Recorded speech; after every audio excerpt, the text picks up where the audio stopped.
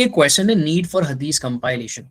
देखो आपका जो 90% जो आपका ये जो चैप्टर है ना, हिस्ट्री एंड इंपॉर्टेंस ऑफ हदीस, वो जो मैंने 4 स्टेजेस पढ़ाए हैं हिस्ट्री एंड इंपॉर्टेंस ऑफ हदीस में, कंपाइलेशन ऑफ हदीस के 4 स्टेजेस पढ़ाए, उसको अच्छे से रट लो। आपका 90% सिलेबस ना उसी के इर्द गिर्द घूम रहा है। 90 शायद ज्यादा बोल रहा हूँ, 80% कर लो उसको, 80 to 90 वो उसी चारों के इर्द गिर्द घूम रहा है। अब ये जो 4 स्टेजेस हैं, इन 4 स्टेजेस में मुख्तलिफ टॉपिक पर बात हुई है, और इन्हीं में से क्या करता है कि वो एक छोटा सा टॉपिक उसको पकड़ के खींच देता है और कहता है 10 मार्क का आंसर लिखो। सही है। आप देखें कि आपने कंपाइलेशन ऑफ हदीस का जो टॉपिक स्टेज नंबर 4 पढ़ा, स्टेज नंबर 4 आप नोट्स में निकाल के देखिए, उसमें हमने सनद मतन को डिस्कस किया हुआ है, लेकिन शॉर्टली डिस्कस किया है। उसने क्या किया, सनद मतन को खींच के 10 मार्क का क्वेश्चन बना दिया। फिर इसके अलावा आप देखेंगे कि उसी सनद मतन के बाद स्टेज 4 में आखिर में वो आ रहा है आपका, अल्लाह भला करे, क्लासिफिकेशन ऑफ हदीस, सही हदीस, हसन हदीस, ज़ईफ हदीस। उसने क्या किया, इस क्लासिफिकेशन को पकड़ के फिर लंबा कर दिया, उस पर 10 मार्क का सेपरेट क्वेश्चन बना दिया। ठीक है। इसी तरीके से स्टेज नंबर 3 में नीड फॉर हदीस, यानी नीड फॉर राइटिंग हदीस, स्टेज नंबर 2 में भी आता है। तो ये जो है, इस पर उसने अलग से सेपरेट क्वेश्चन कर लिया कि भाई 10 मार्क का एक क्वेश्चन है, उसका आंसर लिखें।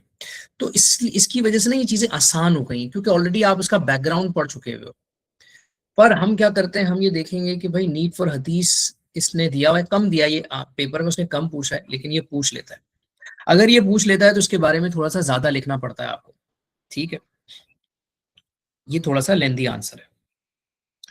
तो क्या ख्याल है, इसी पर हम बात करते हैं। ठीक है,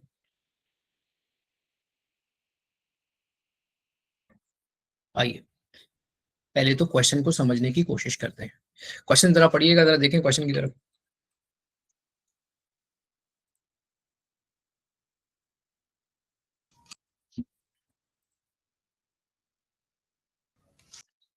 पढ़ लिया।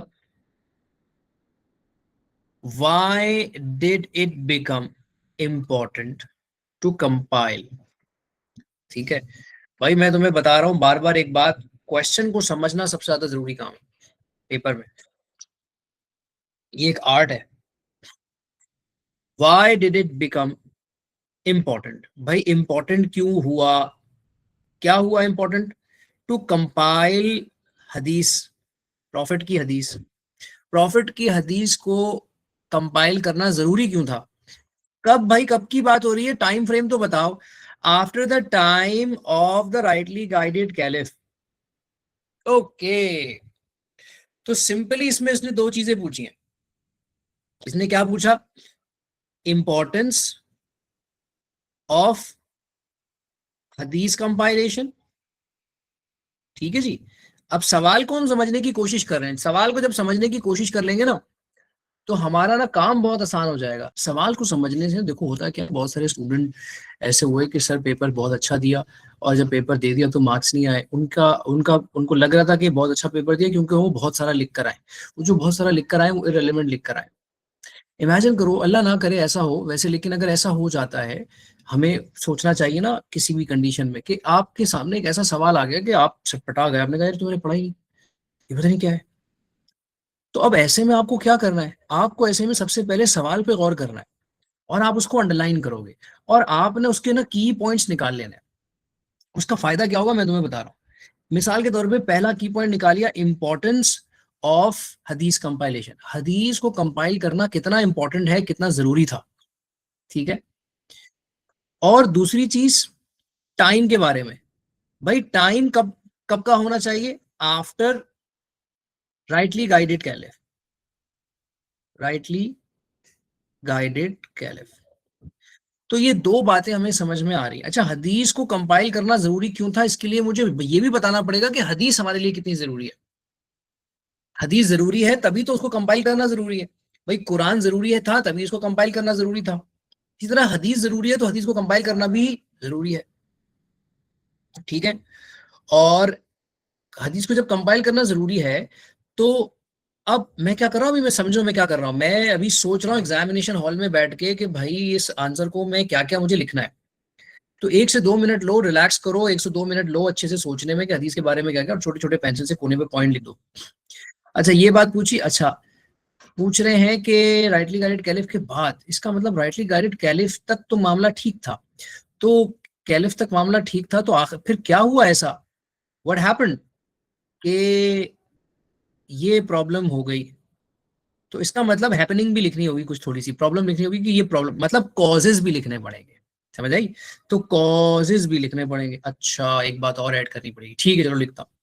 अब मैं, अगर आप स्क्रीन पे गौर करो, पैराग्राफ नंबर 1, पैराग्राफ 2,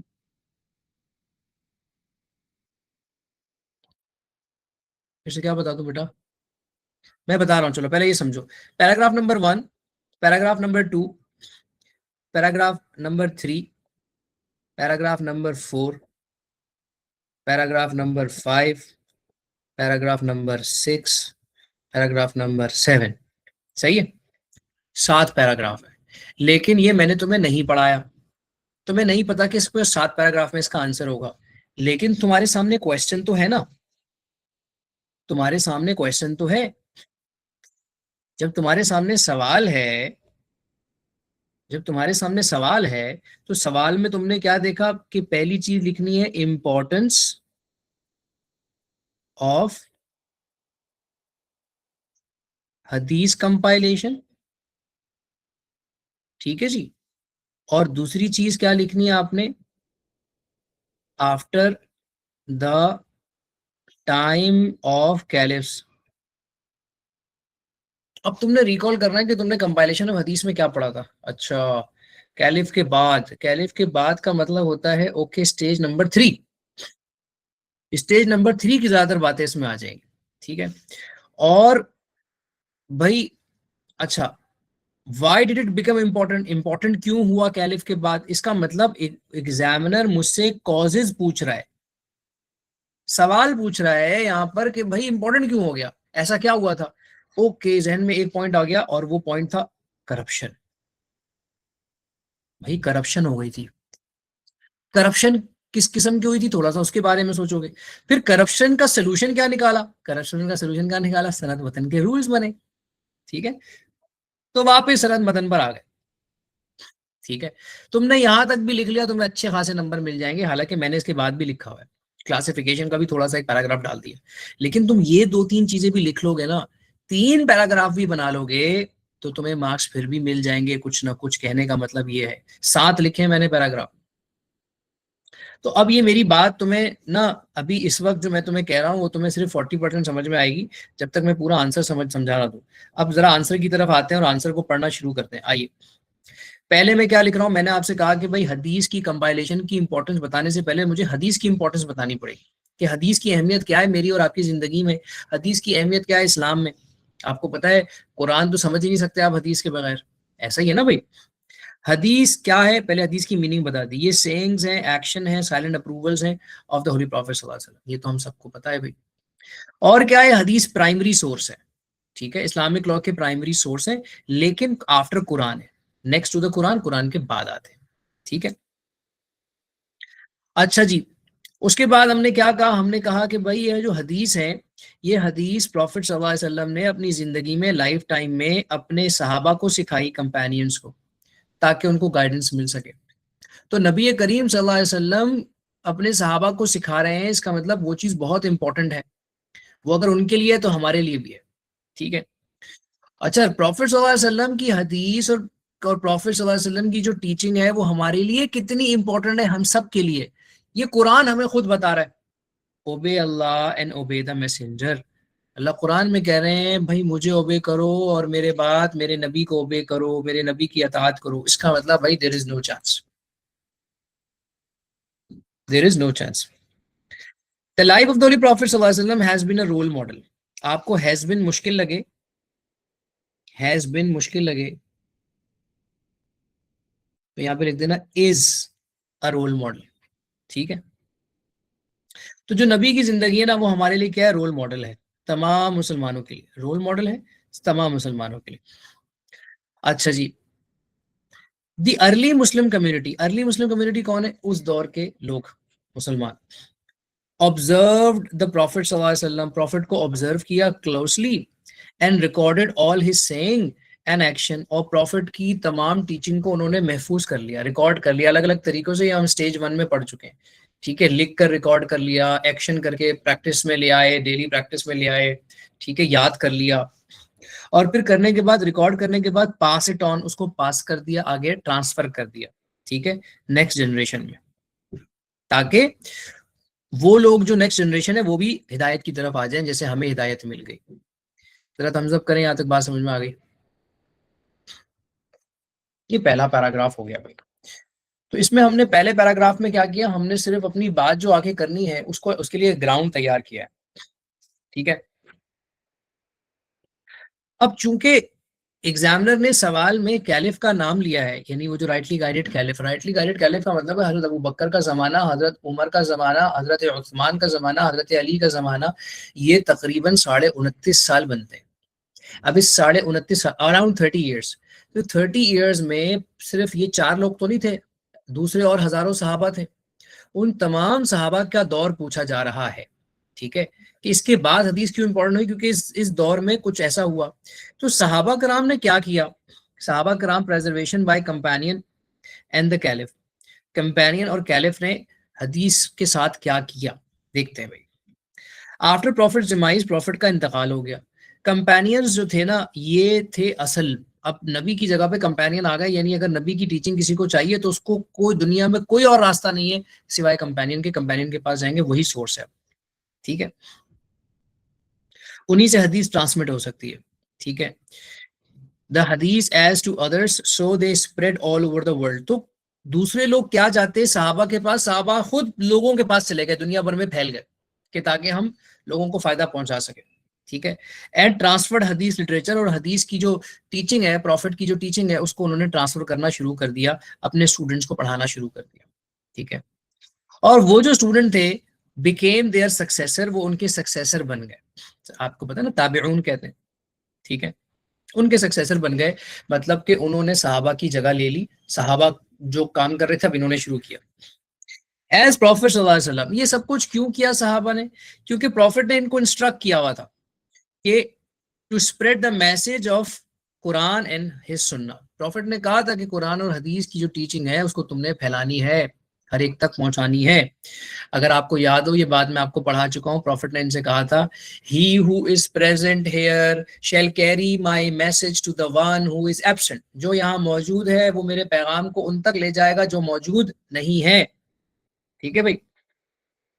अच्छा भाई, ये जो 4 राइटली गाइडेड कैलिफ, हजरत अबू बकर, उमर, उस्मान, अली, ये प्रॉफिट सल्लम के चारों क्लोज कंपेनियंस थे। इन्होंने क्या किया, उन्होंने प्रॉफिट के साथ बहुत सारा वक्त गुजारा और प्रॉफिट की सुन्ना को क्लोजली ऑब्जर्व किया और फॉलो किया, ठीक है। और इनका जो दौर है ना वो खत्म हो गया फिर फाइनली, इनका जो दौर है वो 661, ये डेट बहुत इंपॉर्टेंट है, इसको तुम लोग अपने पास नोट्स में अंडरलाइन कर लो, ये मिस नहीं करना डेट, ठीक है। ये कौन सी डेट है, and of the caliphate era, caliphate का जमाना 661 में खत्म हो गया भाई। उसके बाद से ही सवाल पूछा ना एग्जामिनर ने। तो अभी तक तो समझ लो इंट्रोडक्शन चल रहा है, हमने इंट्रोडक्शन दिया, एग्जामिनर को बताया, अभी हम 661 पे पहुंचे, इसके बाद से हम पूछेंगे। Other several companions were also martyred, अब इस 30 साल के जमाने में 4 खलीफा का जो दौर था, इसमें जो दूसरे कंपेनियन हैं इन 4 के अलावा, भाई वो बहुत सारे, मेजॉरिटी शहीद हो गए, मेजॉरिटी, या तो वो शहीद हो गए या उनकी नेचुरल डेथ हो गई, ठीक है, लेकिन ज्यादातर बैटल्स में शहीद हो गए। कौन सी बैटल्स, रोमन और पर्शियन की जो बैटल थी, ठीक है। अब देखो तुम, हेडिंग मैंने क्या लिखा है, नीड फॉर हदीस कंपाइलेशन, हदीस को कंपाइल करने की जरूरत, why did it become important, क्यों पड़ी। तो ये असल जो जवाब है ना, हमने अभी तक बैकग्राउंड डिस्कस किया, कॉजेस डिस्कस किए, और अब जो असल जवाब शुरू हो रहा है वो ये नंबर 3 से स्टार्ट हो रहा है। देखो तो क्या हेडिंग क्या डली हुई, नीड अरोज राइटिंग हदीस, अरोज का मतलब है उठना, जरूरत पड़ना, हदीस को लिखने की जरूरत पड़ी इस जमाने से, ठीक है। तो इसका मतलब पैराग्राफ नंबर 3 तो बहुत इंपॉर्टेंट है, इसको सबसे गौर से पढ़ना है, समझना है, लिखना है, याद करना है, ठीक है। लास्ट कंपेनियंस, एस भी लगा हुआ है, आखिर में 2-4 गिनती के कंपेनियन रह गए थे पूरी दुनिया में, खासकर अब ये मक्का मदीना अरब के इलाकों की बात हो रही है। अच्छा जी, जो आखिर में कंपेनियन रह गए थे ये भी 100 एज से पहले पहले तक इंतकाल कर गए सब, यानी 100 के बाद कोई भी सहाबा, कोई भी सहाबी जो है वो नहीं रहे। अब वो कौन थे, उनमें से एक दो के नाम बता दो। एक है हजरत अनस बिन मालिक, ये बहुत देर तक रहे, इनकी उम्र बहुत ज्यादा हो गई थी, कुछ लोगों की डेथ देर से होती है। एक है हजरत अब्दुल्ला बिन अबू औफा, ये एक और साहबी हैं, देर तक रहे। और एक है हजरत समरा बिन जुंदुब, ये तीसरे साहबी हैं। आप कम से कम दो नाम तो लिख ही लेना, ठीक है, ये तीन लोग हैं।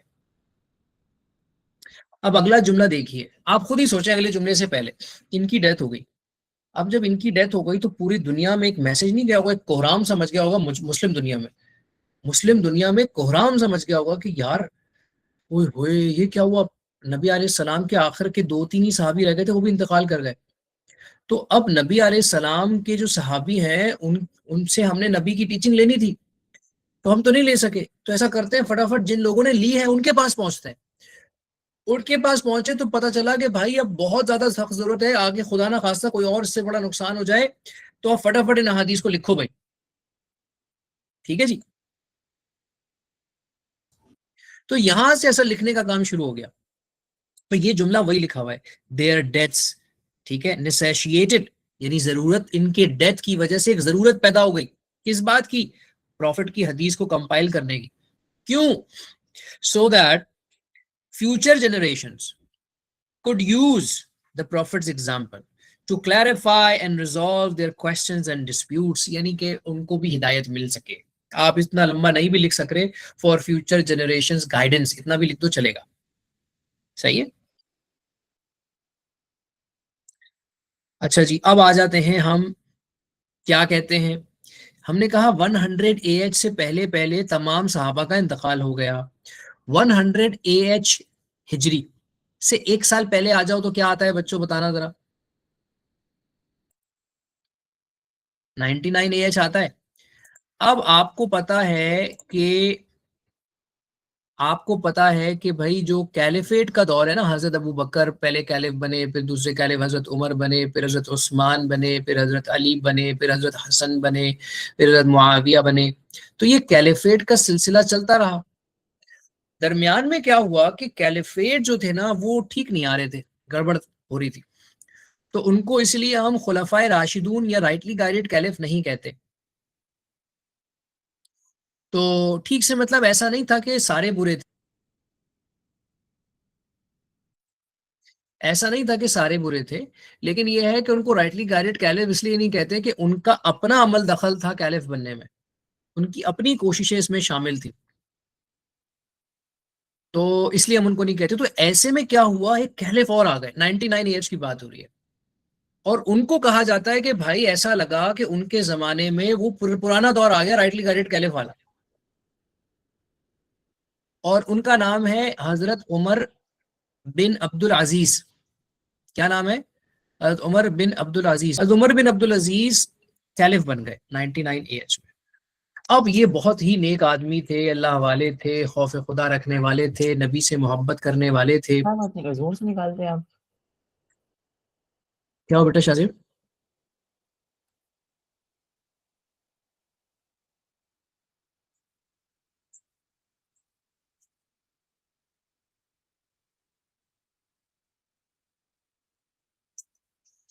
तो इन्होंने क्या किया, इन्होंने ना हदीस के बड़े जो असातिज़ा थे, मुहद्दिसून, जो सुबह शाम हदीस पढ़ाते थे, बड़े उलमा थे, उनको बुला लिया और उनके साथ एक मीटिंग की। आप यूँ समझ लें कि भाई मुल्क का वजीर आजम सदर जो है वो इस वक्त बड़े जो टॉप के जो उलमा है ना उनको बुला रहे हैं।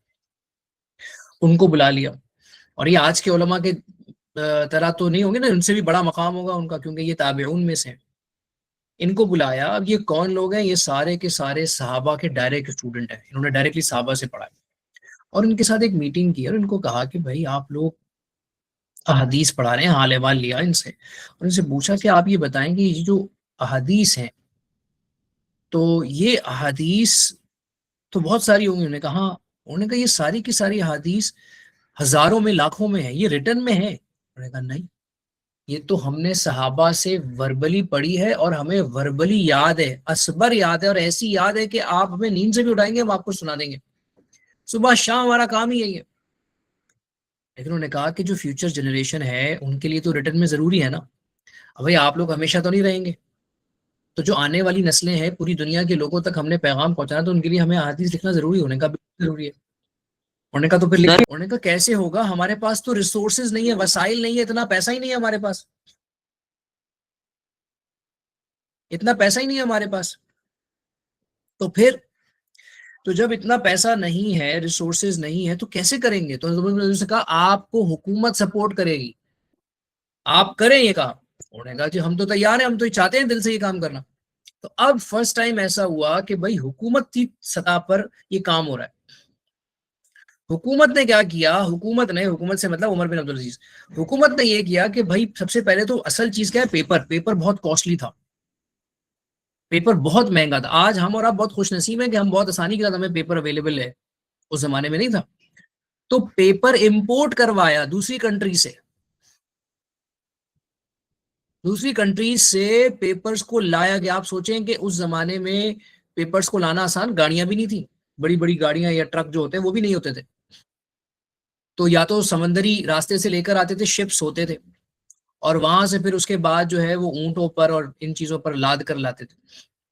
उनको लाया गया और उसके बाद फिर हदीसों का रिटर्न की राइटिंग शुरू हुई, काम शुरू हुआ। बहुत मेहनत हुई, बहुत मेहनत हुई। अब तुमने क्या करना है, तुमने ये स्टोरी पूरी जहन में रखनी, सुनानी नहीं है, तुमने सिर्फ थोड़ा सा बताना है, हल्का सा।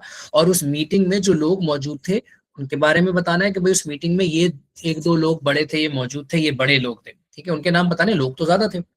और फिर साथ में भाई राइटिंग का काम शुरू हो गया। राइटिंग का काम शुरू हुआ तो यानी मल्टीपल बुक्स रिटर्न हुई इस दौर में, जमाने में। तो हमने क्या करना है, एक दो बुक के नाम लिख देना है जो मशहूर हो गई, ठीक है। अब देखिए दोबारा से मैं ये पैराग्राफ पढ़ रहा हूँ। At the end of the first century 99 as Umar bin Abdul Aziz became the caliph, ये कैलिफ बन गए। He set up a committee, उन्होंने एक कमेटी बनाई ऑफ ग्रेट स्कॉलर्स, और उनको इंस्ट्रक्ट किया, instructed them to write all the ahadith of the prophet सल्लल्लाहु अलैहि वसल्लम, कि प्रॉफिट की जो जो अहादीस है लिखना शुरू कर दें, ठीक है। The famous members of the committee, बस इस मेंबर में, कमेटी फेमस मेंबर कौन थे? नंबर 1 इमाम शिहाब जोहरी, ये वाला नाम तो मिस ही नहीं करोगे किसी भी सूरत में, ठीक है। दूसरा नाम है इमाम शुअबी, और तीसरा नाम है इमाम मालिक, ठीक है। तो Imam Shihab Zuhri is the most important name, ये आपने याद रखना, ये सबसे, ये हेड थे। अब many books were produced during this time, इस जमाने में फिर इस वक्त बहुत सारी हदीसें बुक तैयार हो गई। तुमने एक किताब का नाम लिख लिया, किताबुल आसार, ठीक है, और दूसरी किताब का नाम है जामे सुफियान सौरी। ये दो किताबें, किताबें तो बहुत सारी थी, लेकिन तुमने दो किताब लिख ली, बस उसके नाम लिख ली, ठीक है। अब मुझे एक बात बताइए, क्या जितनी प्रॉफिट की हदीस है सारी की सारी लिख ली गई? नो, सारी लिखी जा नहीं सकी। उसकी वजह यह थी कि ये जो उमर बिन अब्दुल अजीज है ना, इनका इंतकाल हो गया बहुत ही जल्दी। जैसे हजरत उमर को 10 साल मिले, हजरत उस्मान को 12 साल मिले, तो इस तरह इनको तो मिले ही नहीं ना इतने साल। वो कहते हैं को 1.5 साल के बाद ही इनका इंतकाल हो गया, यानी इनकी हुकूमत 1.5 साल रही, तो ज्यादा तो काम नहीं हो सका होगा। फिर जो अगली हुकूमत आई, जाहिर है फिर उन्होंने उस तरीके से सपोर्ट तो नहीं किया होगा। अब इसका मतलब यह है कि अहादीस अभी भी उस्ताद क्या करने लगे, पढ़ाने लग गए, और वो पढ़ा जा रहे हैं, सुबह शाम हदीस को पढ़ा रहे हैं, उनको रटा हुआ उनके जहनों में है, लेकिन अभी रिटर्न नहीं है। तो अब क्या हुआ कि जो दूसरे लोग थे उनको यहाँ पर उन्होंने क्या किया, प्रॉफिट की हदीस का जो लिखने वाला काम है, देखो पढ़े लिखे लोग कम है, पढ़े लिखे लोग जो है ना उनकी तादाद कम है, वो तो किताब खोल रहे हैं, लेकिन बहुत सारे लोग आम से मुसलमान हैं, उनको हदीसें जहन में ऐसी याद है, वो सुना देते हैं, और सुनने वाला भी बिलीव करता है कि हाँ यार नबी की हदीस है तो सही होगी, सही बात होगी। इसी दरमियान में कुछ लोग ऐसे आए जिन्होंने हदीस को करप्ट करना शुरू कर दिया, ठीक है। शाहजेब थोड़ी आवाज आ रही है बैकग्राउंड से। Despite thousands of ahadith were compiled in a book form, many ahadith were still circulating verbally, ठीक है, क्योंकि अभी तक उनको कलेक्ट नहीं किया जा सका, और बहुत सारे ऐसे भी लोग हैं जिन्होंने प्रॉफिट से पढ़ा था, सहाबा से पढ़ा था, फिर वो किसी और कंट्री से आए हुए थे, फिर वो अपनी अपनी कंट्री में चले गए, तो उनसे कौन हदीसें लेगा भाई, उनसे भी लेनी है।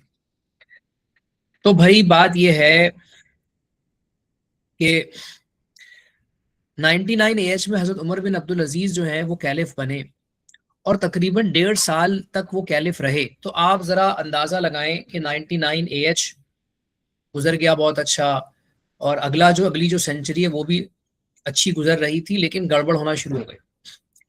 अगली जो सेंचुरी स्टार्ट हुई ना, उसमें लोगों ने हदीस में करप्शन शुरू कर दी। ये बात हम पहले कई दफा पढ़ चुके हैं, वही बात रिपीट हो रही है। After the mid of the second century people started forging prophet's hadith. लोगों ने प्रॉफिट की हदीस में गड़बड़ करना शुरू कर दी। क्यों शुरू कर दी? फॉर टेकिंग एडवांटेज, अपना फायदा लेने के लिए, ठीक है। And to establish their fake importance among people, लोगों के दरमियान भरमबाजी करने के लिए कि भाई नबी ने तो हमारी तारीफ की है, हम तो तारीफ वाले लोग हैं, हम तो अच्छे लोग हैं, हम तो नेक लोग हैं, हमें जन्नती का है, अपनी तरफ से हदीसें बनाना शुरू कर दी ताकि लोग बोले अरे भाई सही आप तो बड़े बड़े ऊंचे लोग हो न। आज भी होता है गांव देहात में, आप देखें वो कहते हैं कि अक्सर कि भाई नबी को मैंने ख्वाब में देखा और नबी ने मुझे ये कहा कि ये करो। लोग बेचारे जो सीधे साधे लोग हैं उनकी बातों में आ जाते हैं। अच्छा, अब ये जो बेटा ये जो पैराग्राफ नंबर 4 है ना, इसको तुमने बहुत टाइट जबरदस्त तरीके से याद करना है। पैराग्राफ नंबर 3 और पैराग्राफ नंबर 4 ये तुम्हारे आंसर की जान है। अब पैराग्राफ नंबर 4 में हम क्या कर रहे हैं? पैराग्राफ नंबर 4 में हम करप्शन की दास्तान बता रहे हैं और किन किन लोगों ने किस तरह करप्शन की वो हमने बतानी है। तो देखो मेरी बात समझो, एक चीज हमने बताई, टेकिंग एडवांटेज, अपने फायदे के लिए। और वो फायदा क्या है? वो फायदा है फेक इंपॉर्टेंस अमंग पीपल, लोगों में अपनी भरमबाजी, फेक इंपॉर्टेंस बनाना, ठीक है। दूसरा क्या है? दूसरा क्या है? एनिमीज ऑफ इस्लाम फैब्रिकेटेड हदीस, जो इस्लाम के दुश्मन है उन्होंने हदीस में गड़बड़ करना शुरू कर दी ताकि वो हमारे इस्लाम को कमजोर कर सके, रिलीजन को कमजोर कर सके। झूठी मूठी बातें डाल देंगे तो इस्लाम तो कमजोर ही हो जाएगा, इस्लाम की असल टीचिंग तो पीछे रह जाएगी। तो क्या हुआ? टू डिस्ट्रॉय द रिलीजन, यानी टू डिस्ट्रॉय इस्लाम। और जब इस्लाम डिस्ट्रॉय होगा तो ऑटोमेटिकली क्या होगा? इस मुसलमानों की जो यूनिटी है ना वो खत्म हो जाएगी, आपस में लड़ाई शुरू हो जाएगी इन लोगों की। आपस में जब लड़ाई शुरू हो जाएगी, कोई कुछ बोलेगा कोई कुछ बोलेगा, लड़ना शुरू कर देंगे। जब ये लड़ाई शुरू हो जाएगी तो भाई जाहिर है हम तो बैठ के एंजॉय करेंगे और इस्लाम कमजोर हो जाएगा, ठीक है। और इसमें ये जो by creating sectarian differences, sectarian differences कहते हैं ये जो शिया सुन्नी बरेलवी देवबंदी अहले हदीस, ये हम ग्रुप बना देंगे, ठीक है जी। तो आप समझे कि इसकी शुरुआत ये जो हमारे यहाँ जो तबकात तबकात बने ना, बरेलवी देवबंदी अहले हदीस शिया सुन्नी, ये वो के पीछे एक जबरदस्त किस्म की साजिश है। अच्छा जी, फिर कह रहे हैं, अच्छा ये जो पॉइंट है ना एनिमीज ऑफ इस्लाम, सिर्फ ये वो पॉइंट है जो कि नॉन मुस्लिम का है। बाकी सारे मुसलमानों की बात हो रही होगी यहाँ पे जिन्होंने हदीस को करप्ट किया, प्रॉफिट की हदीस को। कुछ मुसलमान पॉलिटिकल लीडर्स हैं, वो भी क्या कर रहे हैं? प्रॉफिट की हदीस को फोर्स्ड कर रहे हैं। क्यों कर रहे हैं? अब देखिएगा जरा स्क्रीन की तरफ, ये जो पॉलिटिकल लीडर्स हैं इन्होंने भी क्या किया? आपको पता है हमारे यहाँ जो पॉलिटिकल लीडर्स हैं, ये जो पॉलिटिक्स के लोग होते हैं, ये जो इलेक्शन में खड़े होते हैं, ये क्या झूठे झूठे वादे करते हैं। इसी तरह इन लोगों ने भी क्या किया? ये इन्होंने झूठी हदीसें बनाना शुरू कर दी ताकि लोग इनको सपोर्ट करें, अपनी तारीफ में झूठी हदीसें बनाना शुरू कर दी ताकि लोग इनको सपोर्ट करें, इनको वोट दें, ठीक है। फिर क्या हुआ? अगला वर्ड बड़ा इंपॉर्टेंट है, हेरेटिक्स। हेरेटिक्स कहते हैं बिदाती को, वो शख्स जो इस्लाम में रद्दो बदल करता है, ठीक है, इस्लाम में गड़बड़ करता है, यानी वो चीज कुछ है वो कुछ और बना के पेश कर रहा है, ठीक है। उसकी नीयत अच्छी बुरी दोनों हो सकती है, लेकिन वो उसको हम कहते हैं हेरेटिक्स। इस्लाम को वो अल्टीमेटली कमजोर कर रहा होता है। तो कुछ जो हेरेटिक्स थे उन्होंने क्या किया? Under the guys of Islamic scholar, वो इस्लामिक स्कॉलर बने हुए थे, लोग उनको इस्लामिक स्कॉलर समझते थे, और उन्होंने क्या किया? फॉल्सली एट्रीब्यूट, उन्होंने झूठी बात नबी के साथ मिलाना शुरू कर दिया। एट्रीब्यूट मतलब मिलाना, यहाँ पे मिलाना शुरू कर दी कि ये बात नबी ने कही है, ठीक है। और उनकी इंटेंशन क्या थी? कि इस्लाम को कमजोर किया जाए। मिसाल देता हूँ, क्या आज की डेट में ऐसा हो रहा है? आज की डेट में ऐसा बहुत हो रहा है, इंडिया में सबसे ज्यादा हो रहा है। इंडिया में एक तबका है मुसलमानों का जो अपने आप को मुसलमान कहते हैं, इतने कोई बदबख्त किस्म के लोग हैं नमाजें भी पढ़ते हैं, लेकिन इतनी ज्यादा फिरका वारियत वो फैला रहे हैं, इतना ज्यादा कर रहे हैं कि वो अपनी तरफ से इस्लाम को बना के पेश करते हैं। और जो दूसरे मुसलमान हैं उनके बारे में इन्होंने ऐसे ऐसे अल्फाज कहे, ऐसे ऐसे अल्फाज कहे कि इंसान सोचता है कि यार, एक मिसाल देता हूं आपको। अब मैं फिरकों के नाम तो नहीं ले रहा आप लोगों के सामने, लेकिन बहरहाल उनके यहाँ किसी की डेथ हो गई, उसका जनाजा पड़ा गया। अब जब जनाजा पड़ा गया तो भाई जनाजा तो भाई जिसकी डेथ हुई है मुसलमान है, लेकिन मुसलमान तो है पर एक खास फिरके का है। तो क्या हुआ कि लोग जो है ना वो जनाजे में आए, मोहल्ले वाले भी आए। अब मोहल्ले वालों में दूसरे फिरके के लोग नहीं है, भाई है तो मुसलमान ना, उन्होंने भी जनाजा पढ़ लिया। उसके बाद इमाम साहब पता है क्या ऐलान कर रहे हैं? कह रहे हैं कि भाई हमारे इस ये जो हमने जनाजा पढ़ा है इसमें दूसरे फिरके के लोग, नाम लिया उनका कि वो लोग भी शामिल हुए हैं। तो पहली बात तो यह है कि ये जनाजा हुआ नहीं। दूसरी बात यह है कि वो शख्स, उसने जो जना, अजीब सी बात है, आपका तो दिमाग ही हिल जाएगा जब मैं अगला जुमला बोलूंगा ना, बोलोगे हैं ये क्या, ये कैसी बात है। तो चूंकि वो शख्स यहाँ पर आया, एक काफिर, एक गंदा, एक घटिया शख्स था, है मुसलमान, कलमा को है, उसके बारे में कह रहे हैं। तो जितने लोगों ने यहाँ पर जनाजा पढ़ा सबके निकाह टूट गए। सबके क्या हो गए? निकाह टूट गए, क्योंकि आप भी काफिर हो गए। इसलिए घर जाएं और दोबारा से निकाह पढ़वाएं अपनी बेगमात से, अपना निकाह पढ़ें। आप सोचें इनकी सोच कहाँ है। अपनी तरफ से कुछ ना कुछ बातें ये लोग लेकर आ जाते हैं, इतने कोई बदबख्त लोग हैं। अल्लाह इनको हिदायत दे।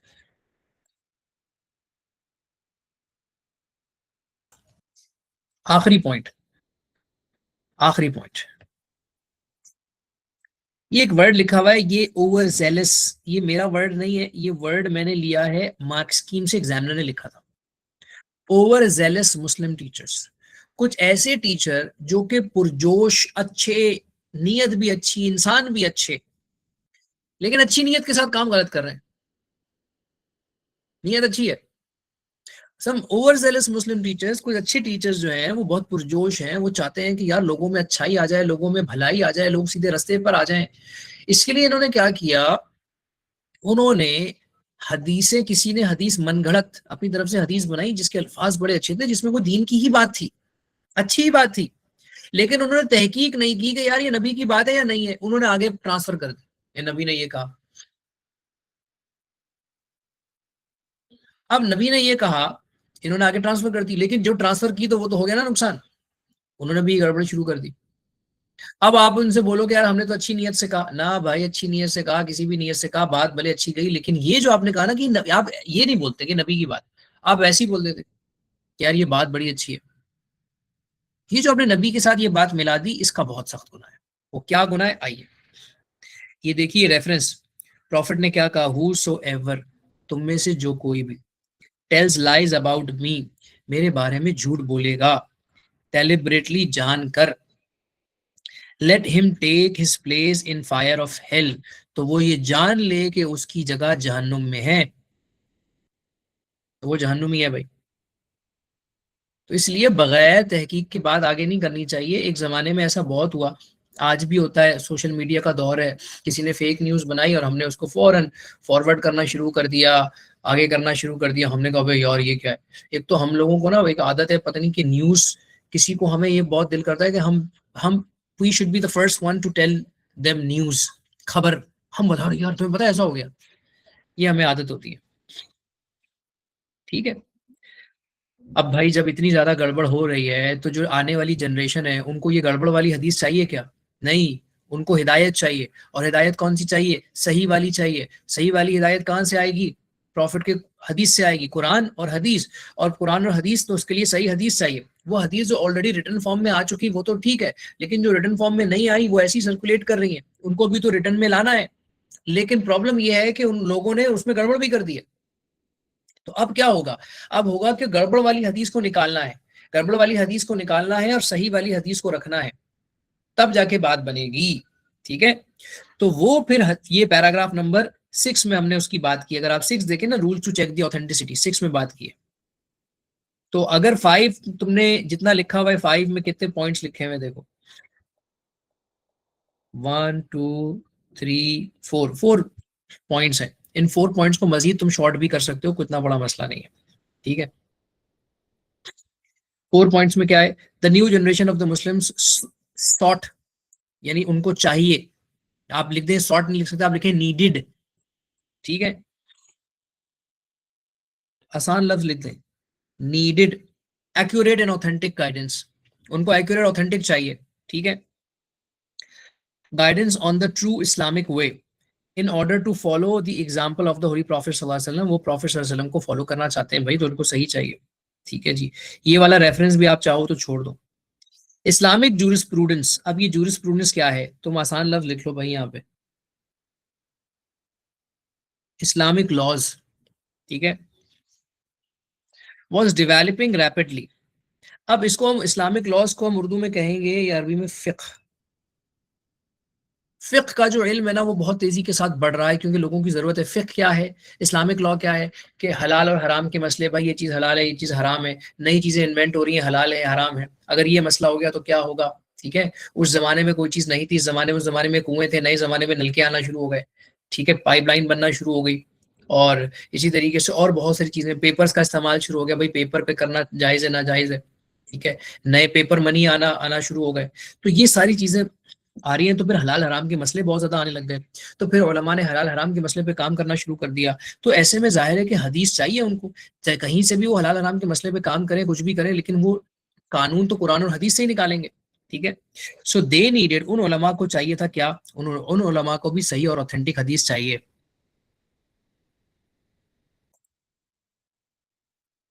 क्या लिखा है इसमें, 7 पैरा है, तो इनको सेट कैसे करेंगे एस 10 मार्क्स? बेटा वैसे तो सारे के सारे ही आपने लिखने सारे पैराग्राफ, लेकिन इनमें से कुछ पैराग्राफ है जिनको आप मजीद शॉर्ट कर सकते हो। तरतीब यही होनी चाहिए जो तरतीब मैंने बताई है, जो तरतीब लिखी हुई आपके नोट्स में, ठीक है। लेकिन जो 2 पे मैंने स्टार बनाया है, इसको आपने अच्छे से और पूरा याद करना है, यानी पैराग्राफ नंबर 3 और पैराग्राफ नंबर 4, ठीक है। पैराग्राफ नंबर 5 को तुम थोड़ा सा मजीद समराइज कर सकते हो, ठीक है। आगे देखो, हाँ मर्ज कर सकते हैं, आप 5 और 6 को मर्ज कर सकते हो, बिल्कुल गुड, 5 और 6 को मर्ज कर सकते हो। तो टू ओवरकम दीज इश्यूज, अच्छा जी, इससे पहले ये वाला पॉइंट है, in order to eliminate, eliminate का मतलब है फिनिश, जेन्युइन एरर्स, कि भाई ये जो गलतियां हैं, इन गलतियों को खत्म भी तो करना है ना, ठीक है, हदीस में से जो लोगों ने मिक्स कर दिए, on account of verbal narration, ये जो बहुत सारे लोग वर्बली हदीस को नरेट कर रहे हैं, ठीक है। फिर इनमें कुछ लोग ऐसे भी हैं कि जो जिनको हदीस तो उनको मिल गई, लेकिन उनकी मेमोरी इतनी वीक है, जब वो हदीस को आगे किसी और तक पहुंचा रहे हैं तो वो सही से नहीं पहुंचा पा रहे। नहीं होता है ना यार, जैसे हम किससे सुनाते हैं, अभी 2-4 दिन पहले की बात है, कोई बेटा मेरा जो है उससे पूछा था कि बाबा आप जब बचपन में छोटे थे तो ये वो सवाल उसने पूछा, हाँ फल कोई चीज थी कि वो कितने की मिलती थी, मैंने कहा पता नहीं बेटा, वो सही से याद नहीं है, शायद 20 रुपीज की थी या पता नहीं शायद 30 रुपीज की थी। तो वो क्या है, वीक मेमोरी, फॉल्टी मेमोरी, उसमें भी क्या हुआ, लोगों ने हदीस को आगे जो है वो सही से पहुंचा नहीं पा रहे, ठीक है, फॉरगेटफुलनेस, भूल रहे हैं, पूरी पूरी हदीस भूल रहे हैं। तो अब ऐसे में जरूरी है कि आने वाली नस्लों को हमें सही हदीस पहुंचानी है, तो हम फटाफट जो लोग जिनकी मेमोरी अच्छी है उनसे हदीस से लेके लिख लें, जो हदीस सही सुना रहे हैं उनसे लेके निकलें, और जो गड़बड़ है उनको हम निकाल दें। तो गड़बड़ को निकालने के लिए फिर सनद मतन के रूल्स चाहिए भाई। तो सनद मतन के रूल ये तो तुम्हें पहले से याद है, इस पैराग्राफ को, वो जो सनद मतन का आंसर है ना, उसको समराइज वे में इसमें पूरा लिखा हुआ है, बिल्कुल एक पैराग्राफ में डाल दिया सनद और मतन। अगर गौर करो, देखो क्या लिखा हुआ है, हदीस must not contradict the Quran, basic teaching of Islam, logic, nature, profits personality, है ना। फिर द चेन ऑफ नरेटर के बारे में, the chain should be unbroken, narrator must be known for his strong memory, faithfulness, short में लिख दिया बस, ठीक है। फिर क्लासिफिकेशन में, ये भी मैं तुम्हें पढ़ा चुका हूँ सनद मतन में, तो ये भी तुम्हें याद है, इसको भी तुम्हें याद करने की जरूरत नहीं है, यानी पैराग्राफ नंबर 6 और पैराग्राफ नंबर 7 तुम्हें पहले से याद होंगे अगर तुमने सनद मतन वाला टॉपिक अच्छे से याद कर लिया। तो आफ्टर दिस दे कैटेगराइज, हदीस की को कैटेगराइज कर लिया गया। भाई पहली पहली कैटेगरी कौन सी थी, ऑथेंटिक सही हदीस, दूसरी कौन सी है हसन हदीस, तीसरी कौन सी है ज़ईफ, और जो तीनों में नहीं आ रही वो तो फैब्रिकेटेड है, मौजू है, ठीक है। फिर उसके बाद मैं आपको ये भी सनद मतन के टॉपिक में पढ़ा चुका हूँ कि उस दौर में फिर क्या हुआ, 3rd सेंचुरी में बहुत सारी किताबें लिखी गई, और किताबें जो लिखी गई उसमें से 6 किताबें बहुत मशहूर हो गई। कौन कौन सी भाई? सही बुखारी, ठीक है, सही मुस्लिम, और जामे तिरमिजी, ठीक है, फिर सुनन अबू दाऊद, फिर उसके बाद सुनन निसाई, ठीक है जी, फिर सुनन इब्ने माजा। तुम ये डिटेल नहीं भी लिख पा रहे जो मैंने लिखी हुई है उसको तुम छोड़ दो। मिसाल के तौर पे तुम मत लिखो कि भाई किसमें कितनी हदीस है, ये छोड़ दो नंबर, तुम्हें मुश्किल लग रहा है तो छोड़ दो, ठीक है। बाकी लिख लो कि भाई इन किताबों के नाम कौन कौन से, सिर्फ किताबों के नाम लिख लो, छह ना काफी हो जाएगा।